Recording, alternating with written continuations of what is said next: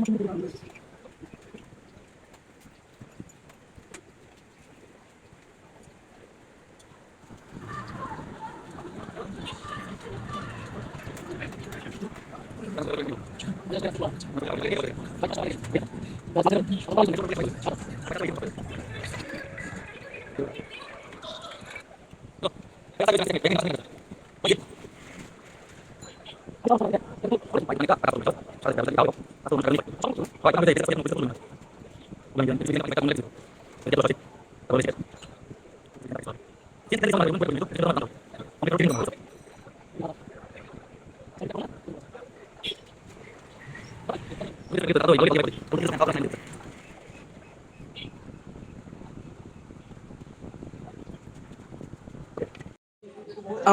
অ্যাম্পলিফায়ারটাকে একদম total complete করে ফেলেছি।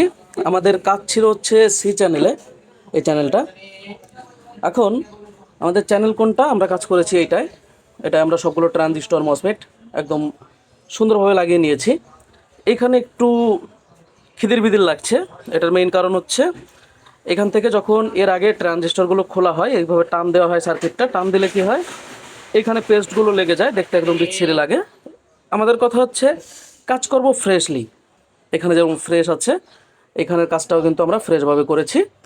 একই ব্যাসের একদম এ গ্রেডের ট্রানজিস্টর ব্যবহার করেছি। বোঝার উপায় নাই যে কোন ট্রানজিস্টর চেঞ্জ করা হয়েছে। কাজের কোয়ালিটি থাকতে হবে এরকম।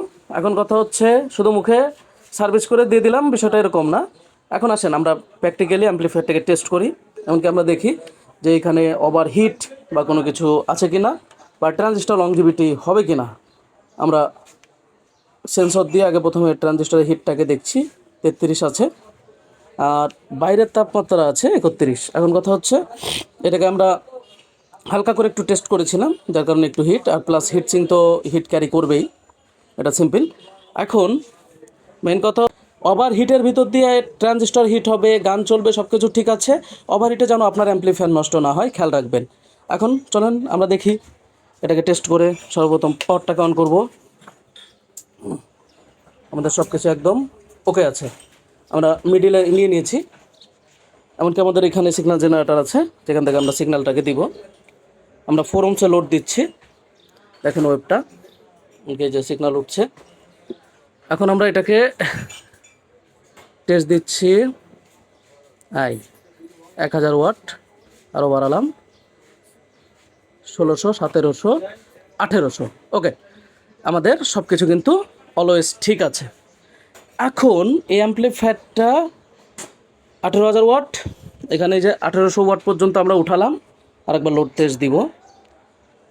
এই এই একদম পিক 2300। এই পরিমাণ ওয়াট ক্যাপাসিটি পাওয়ার কারণ হচ্ছে এটা 2 চ্যানেল লোড দেওয়া হচ্ছে এত বড় একটা ট্রান্সফরমার থেকে। যদি 4 চ্যানেল একসাথে আমাদের লোড দেওয়ার ব্যবস্থা থাকতো, অসিলোস্কোপ আছে, কিন্তু প্যানেল বোর্ড প্লাস রেজিস্টার নাই, যার কারণে আমরা একসাথে 4টা চ্যানেল লোড দিতে পারছি না। খুব দ্রুত আমরা সেই ব্যবস্থাটা করে ফেলবো। আর আমরা একটু দ্রুত হিটটাকে একটু দেখি। আমরা এই সাইড অরিজিনাল আছে, এই সাইডে আছে 44 ডিগ্রি, এমনকি এই সাইডে আছে 41 ডিগ্রি, 41 42, এই সাইডে আছে কত, 41 42। ওকে, তাহলে আমাদের কিন্তু 44 ডিগ্রি 44 ডিগ্রি। আমাদের কিন্তু অ্যাম্পলিফায়ার ওভারহিট হচ্ছে না। এমনকি দুই সাইড একই রকম হিট আছে, একই রকম আউটপুট আছে, স্টেপার খুব সুন্দরভাবে কাজ করছে। মানে অ্যাম্পলিফায়ারটা সার্ভিস খুব সুন্দর হয়েছে, ভালোভাবে চলবে, এতটুকু দোয়া করি। এমনকি আশীর্বাদ করি যাতে অ্যাম্পলিফায়ারটা লংজিভিটি দিতে পারে অরিজিনালের মতন। তাহলে কিন্তু এই অ্যাম্পলিফায়ার আমরা কোনোভাবেই নকল বলতে পাচ্ছি না, যেহেতু 2500 2600 ওয়াট উঠে যাচ্ছে। এই অ্যাম্পলিফায়ারটাকে আমরা কোনোভাবে নকল বলতে পারছি না।